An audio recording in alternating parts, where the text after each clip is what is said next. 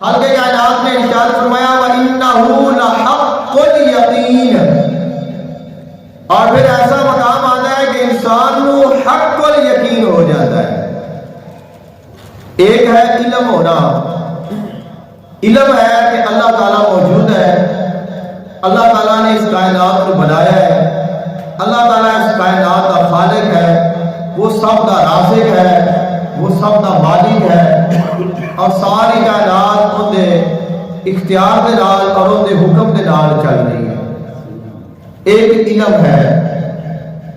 جدو اسی اس کائنات تے غور کرا گے، فکر کرا گے، اس نظام کو دیکھا گے، آسمان بلند کیویں کھڑا ہے، زمین ایک جگہ تے کیویں قائم ہے، پھر سورج کس طرح طلوع ہوتا ہے،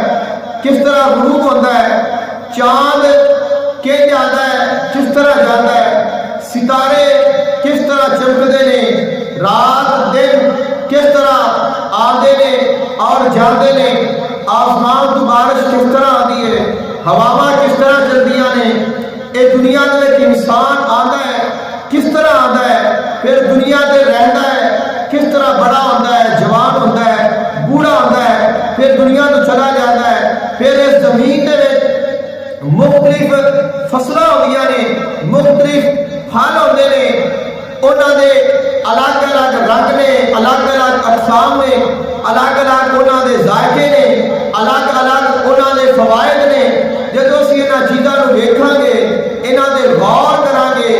فکر کراں گے، تو پھر سانوں پتہ چلے گا کہ واقعی یہ سارا جڑا نظام ہے یہ خود کار طریقے دے نال نہیں چلتا پیا، بلکہ یہ نظام کوئی ذات ہے جو ذات اس نظام کو چلا رہی ہے، اور وہ ذات اللہ تعالیٰ کی ذات ہے۔ جدو سانو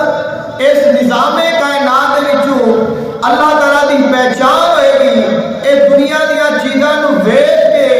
اسی اللہ نو ویکھاں گے، تو پھر سانو عین الیقین ہو جائے گا کہ اساں اللہ نو ویکھ رہے ہاں کہ واقعی وہ مالک ہے۔ انسان پریشان ہوتا ہے،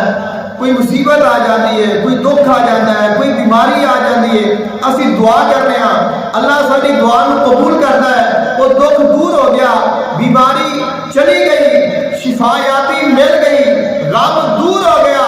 یقین آ گیا کہ واقعی کوئی ذات ہے جس ذات نے میری فریاد کو سنیا ہے اور میں نے رہائی عطا فرمائی ہے، اور وہ جو ذات ہے وہ اللہ تعالیٰ کی ذات ہے۔